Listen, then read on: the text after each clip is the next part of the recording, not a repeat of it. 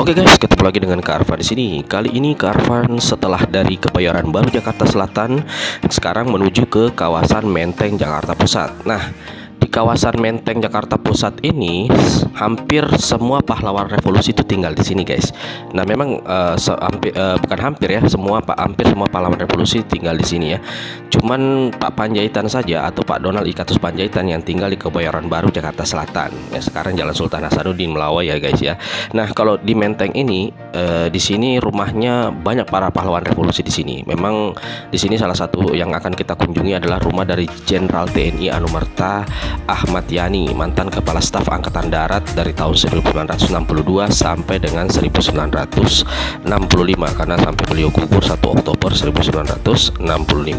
Nah, ada yang tahu nggak rumahnya Pak Yani nih? Nah, riwayatnya seperti apa? Nah, seperti yang kita tahu, kita bahas dulu ya masalah Pak Yani. Bagaimana beliau? Namanya adalah Jenderal TNI Anumerta Ahmad Yani, juga bisa ejaan namanya tuh Achmat Yani gitu ya. Jadi beliau itu lahir 19 Juni 1922, ya gugur 1 Oktober 1965 atau dalam usia 43 tahun ya. Beliau merupakan Menteri Panglima Angkatan Darat atau Kepala Staf Angkatan Darat, tapi dijadikan lebih tinggi lagi oleh Bung Karno jadi Menteri Panglima Angkatan Darat.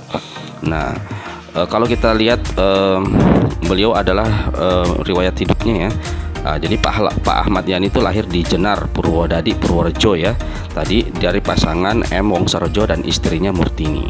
Nah, Pak Wongsorejo ini sebenarnya adalah merupakan orang Indonesia yang bekerja di sebuah pabrik gula yang milik seorang Belanda guys. Jadi mulanya itu Pak Yani itu menempuh pendidikan itu HIS ya. Jadi HIS itu setingkat SD di Purworejo, itu hanya sampai kelas 1 saja. Kemudian dia pindah ke Magelang karena orang tuanya kan pindah tuh.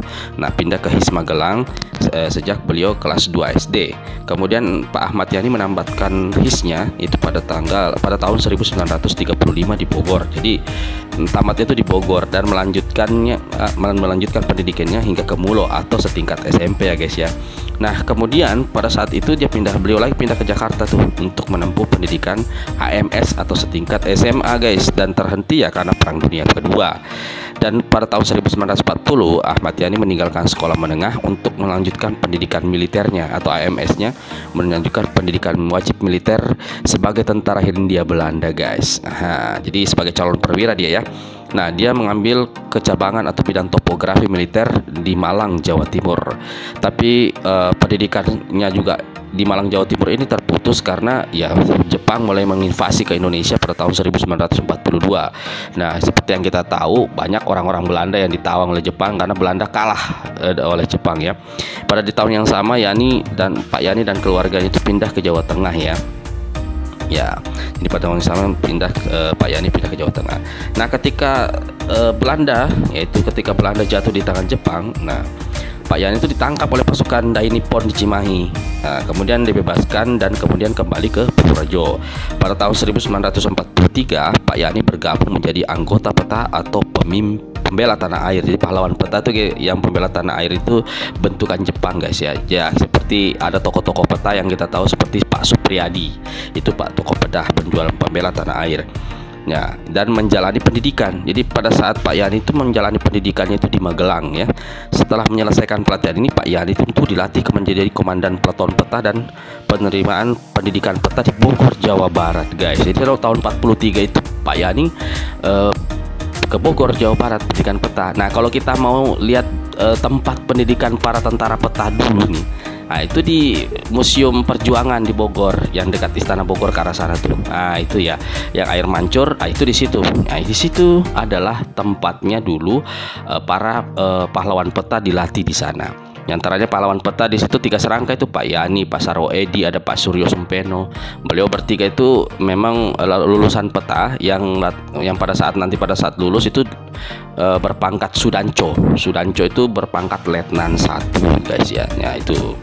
Jadi pada tanggal 5 Desember itu tadi dia sudah menjadi prajurit PETA, dan pada tanggal 5 Desember 1944 Pak Yani menikah itu dengan Ibu Yayu ya, Yayu Aurelia Sutodiwiryo, seorang orang Jawa ya, orang Jawa Tengah, tapi kelahirannya di Bali gitu. Nah, dari pernikahan ini sebenarnya begini, pada saat Pak Yani menikah dengan Bu Yayu, itu kan Bu Yayu guru mengetik Jadi Pak Yani itu belajar mengetik sama Bu Yayu. Jadi dari situ Pak Yani tertarik sama Bu Yayu. Jadi Pak Yani itu rela menempuh jarak sekian puluh kilometer naik sepeda hanya untuk menemui Bu Yayu. Nah disitulah dari tahun 1943 itu, kemudian setelah Pak Yani menjadi prajurit ya, setelah Pak Yani menjadi prajurit di usianya yang ke-23 tahun ya, pada tahun 1944 akhirnya beliau melamar Ibu Yayu Yulia Sutodiwiryo dan menikahlah Pak Yani pada tanggal 5 Desember 1944. Nah itu ada 8 anak yang dikaruniai, Bu Roli, Bu Emi, Bu Amelia, Bu Yuni, Bu Nuni, itu ya, Bu Yuni, Pak Edi, Pak Untung, Pak Edi. Itu 2 anak laki-laki, 6 orang anak perempuan ya. Salah satunya Bu Emiani. Bu Emiani itu istrinya Pak Subronto Laras, pengusaha sukses Indonesia. Itu beliau tuh menikah pada tahun 70-an lah, 73 di saksi nikahnya itu adalah Pak Harto pada saat itu ya.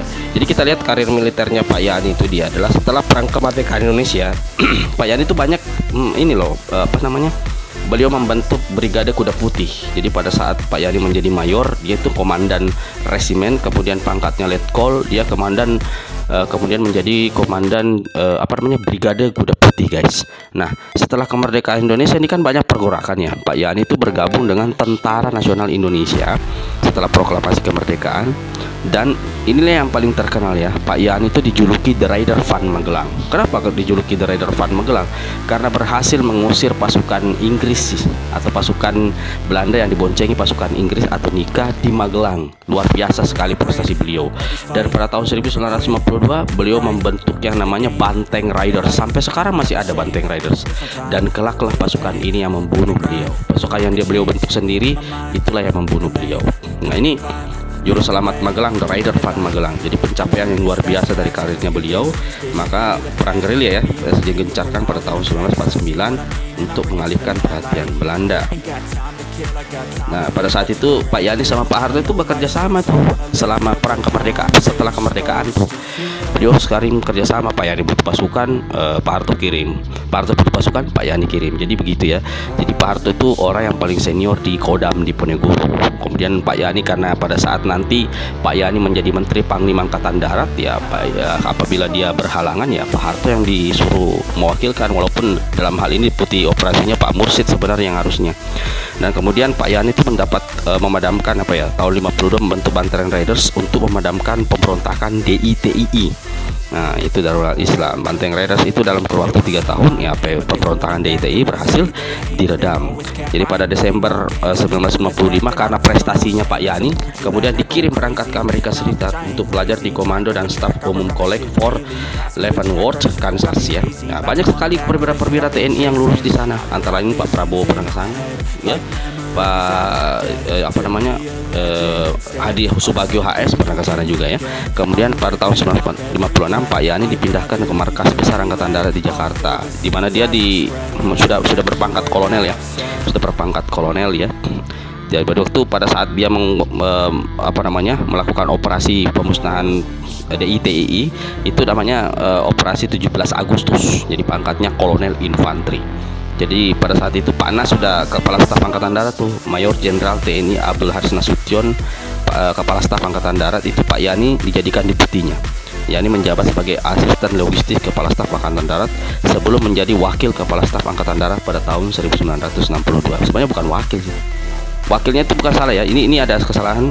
Jadi bukan wakil tapi asisten logistik saja. Jadi nanti Pak wakilnya Pak Nas itu adalah Pak Gatot Subroto.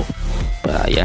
Jadi pada bulan Agustus 1958 ya memerintahkan operasi 17 Agustus terhadap pemerintahan revolusioner PRRI di Sumatera Barat, dan kemudian merebut Padang dan Bukit Tinggi.